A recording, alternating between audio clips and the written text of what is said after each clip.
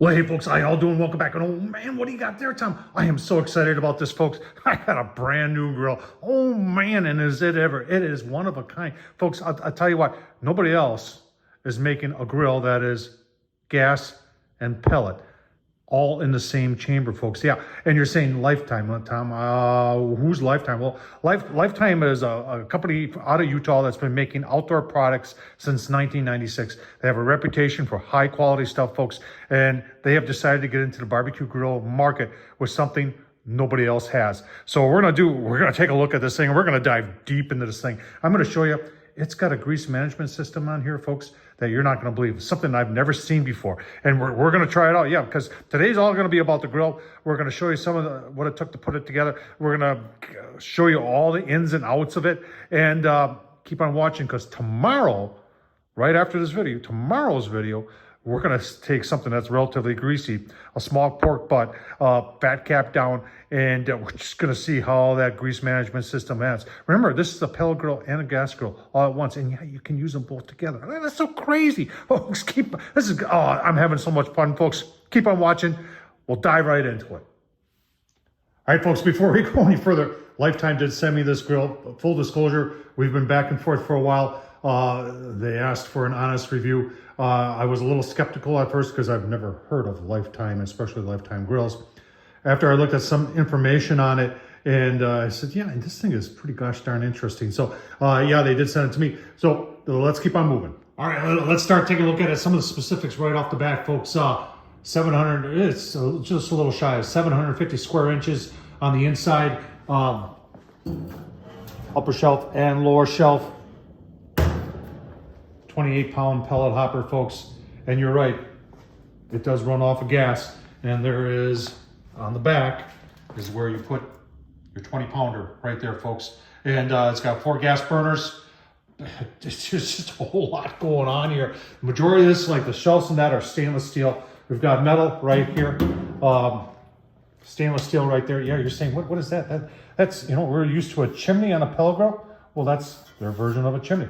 Right through the top. It also, there's a little thin slit right underneath here, all the way across that vents off the back. And this is porcelain enamel right here, so it makes for easy cleanup when you get that soot and grease and everything on the outside of the grill. And you were saying, Tom, I want to see this grease management system. I'm going to show you. You just keep on watching. Got a cord wrap right there. You've got a cool controller. We're going to plug it in and show you how the controller works. I want to show you on some of the specifics when it comes to assembly of this grill. So take a look at that.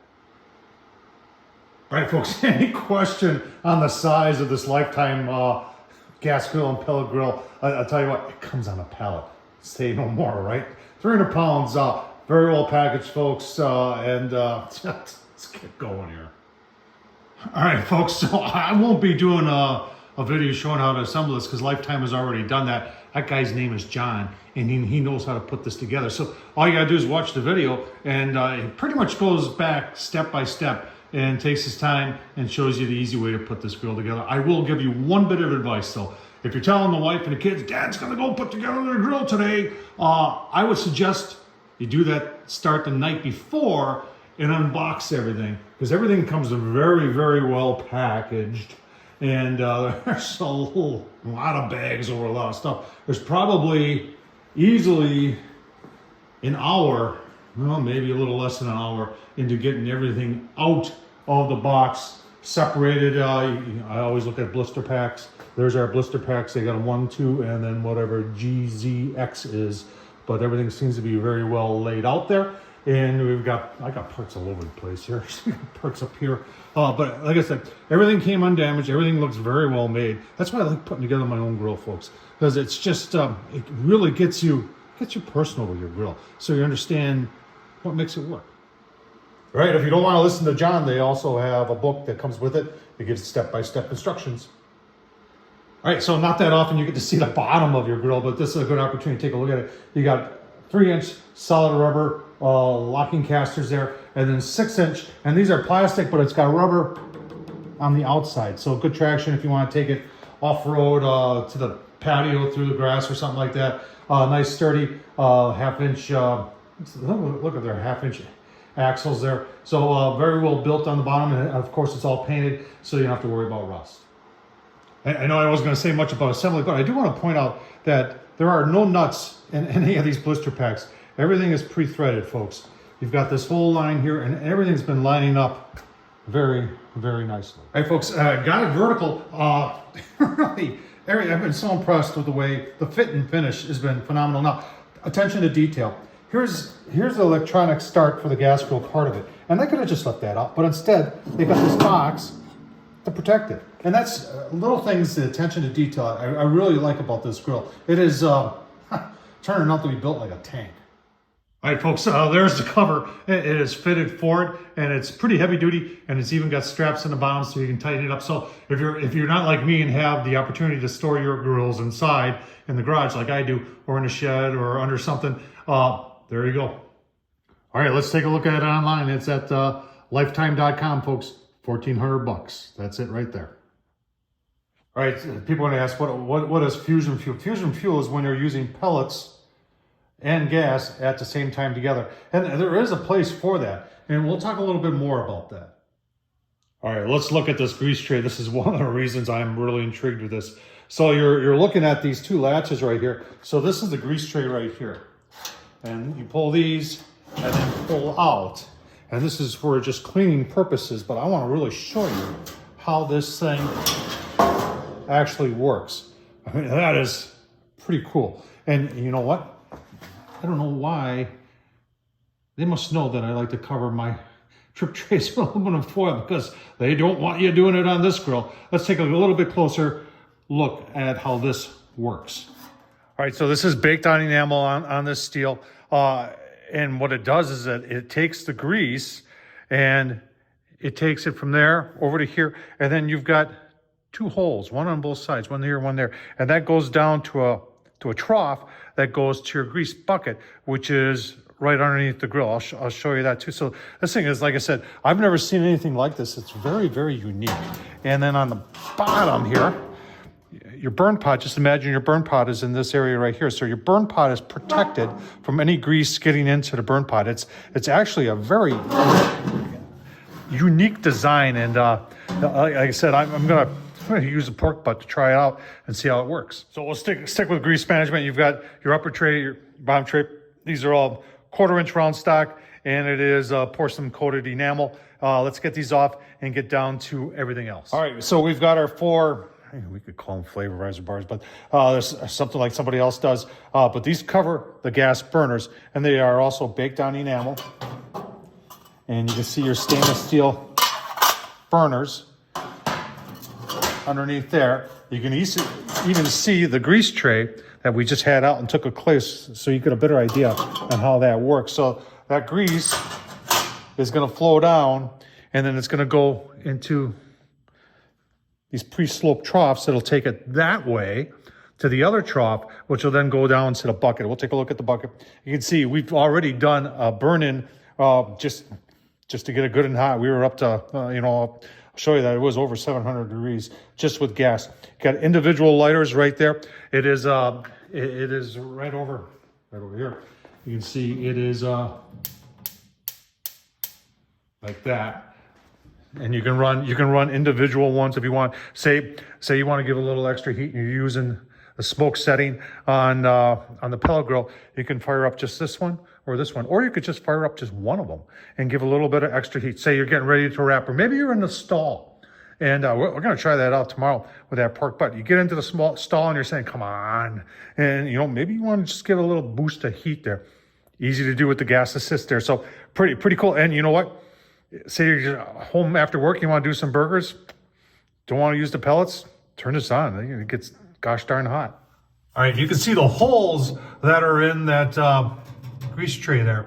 And those are strategically mounted right underneath these stainless steel drip trays. And these are more stainless steel drip trays. We'll take one of those out once we take that out. But I just want to show you, because people are going to say, hey, those holes are going to let grease in. Well, the way they've got them placed, especially with these other grease trays, that's not going to happen. And you got to have the holes there because remember, your burn pot's underneath there, so you got to get your smoke up here. So that's the reason for the holes in the grease tray. Let's get it out of there, then we'll show you these other ones. Everything here is so unique and different, something I've never seen before. All right, so there's your stainless steel burn pot for your pellets. Obviously, there's an auger that goes through there and then goes back into your 28-pound pellet hopper. And then let's take a look at these channels here, these additional stainless steel channels that are underneath the burners, and they take any additional grease that would go down into those holes. Obviously we don't want that, and those are removable, and just like that. And you can see they're stainless steel, and they have holes in them also to allow any grease that would get in there to exit there, go down to your drip tray, and then go into the bucket. It's kind of a real work of engineering here. All right, the entire inside of this lower half of the grill is all that enamel, baked on enamel, folks. So you got good protection there, good rust protection there. You got stainless steel burn pots, stainless steel burners. There are cross burners in there, folks. And I think when I fired up that side right there to do the burn in and turn this one on, that one automatically ignited, and I didn't have to push any buttons, and I did the same thing with the other ones too. If you're wondering right there, that's your temp probe right there that you can use either in the gas mode. It just turn the controller on and it'll show you the temp in here, or you can use it in the pellet mode too, and it'll also tell the controller what temps it is and how to adjust. All right, inside back together, taking a look at the inside of the hood. It is double walled on this side and all the way around, but not on the actual side. So front, top, and back is double walled, sides are not. All right, let's talk about the doors. You're saying, really? But these are, I tell you what, when I put these together, it was like, holy smokes. These are some massive, and they're four-sided. That'll last forever. Then you can see there's a grease bucket right down there. Here's something else I wasn't expecting, folks. You've got this nice size right there. You can put your trays there. There's no need for a front shelf because you've got two on each side, stainless steel. But look at this. You've got storage on the inside. And you know what? Startup instructions. Even in big enough print that an old man like me can read them. It goes through everything to turn it on, how to smoke it. Even got temperatures down there. It's got how to use the controller. It's just very well thought out. You know, here's another thing. The little things to detail here. There are 3 probes on this grill, and guess what? They give you 3 probes, and they color code them so that you have an idea which one it is. So that I like that idea a lot. All right, pellet hopper is 28 pounds. That's a good size. That'll go easily all night. And they do have a clean out on this thing. And it's right down here. You're looking at that right here. You've got like a safety latch, and then you pull, and then you put your bucket or whatever right underneath, so it'll get all the pellets out of it. That's actually a very nice design. It's probably one of the better pellet dumps I've ever seen. Right on the back, there is a cord wrap. Attention to details. I like that a lot. This is also stainless steel right here. Good size. All right, so there's the controller. It is Bluetooth. It is Wi-Fi. I have hooked it up. I looked for any firmware updates. There were none. We're up to date. Big questions be, is this PID? I can't find anything that tells me whether this is PID or not.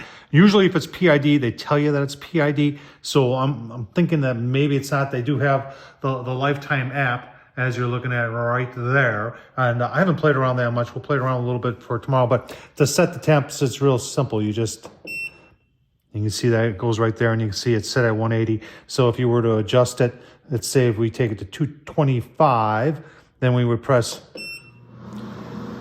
and it turns on. You see you've got the fan indicator right there. You've got the hot rod indicator. No, that right there is the auger indicator. And then I believe the hot rod is right in there also. So it's telling you what it's on. Big display. I tell you what, the NOPs means no probe. So that's for the 1 through 3 probes.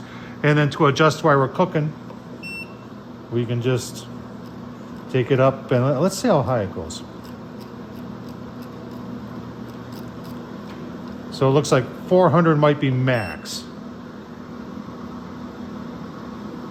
Okay. All right, final thoughts for today.